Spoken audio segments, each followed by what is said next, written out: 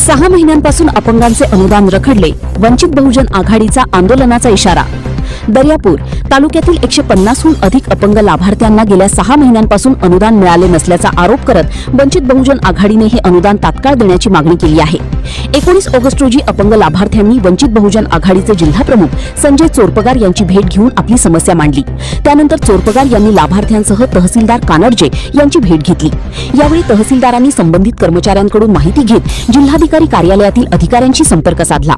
अनुदान लवकरात लवकर नियमित करण्याचे आश्वासन देत तहसीलदारांनी सर्व लाभार्थ्यांची नावे व मोबाईल क्रमांक नोंदवून अनुदान प्राप्त होताच त्यांना माहिती देण्याचे निर्देश कर्मचाऱ्यांना दिले।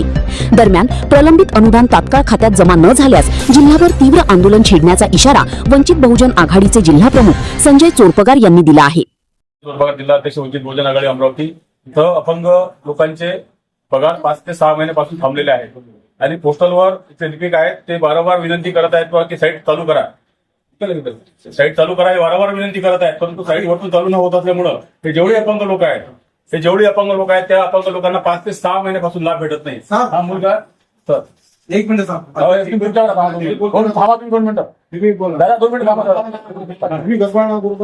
ते सर्व अपंग लोक आहेत, त्यांना लाभ मिळाला नाही, त्यामुळे हे सुद्धा चिडलेले आहेत आणि या लोकांना लाभ मिळाला पाहिजे। 5-6 महिन्यापासून साईट बंद आहे म्हणते, 5-6 महिन्यापासून या सर्व अपंग लोकांचे पगार थांबलेले आहेत, म्हणून या अपंग लोकांवर आज उपासमारीची वेळ आली आहे। तरी माझी महसूल मंत्र्यांना विनंती आहे की या लोकांचे पगार सुरळीत व्हावे म्हणून आपण लवकरात लवकर साईट चालू करून निर्देशित करावे, एवढी विनंती।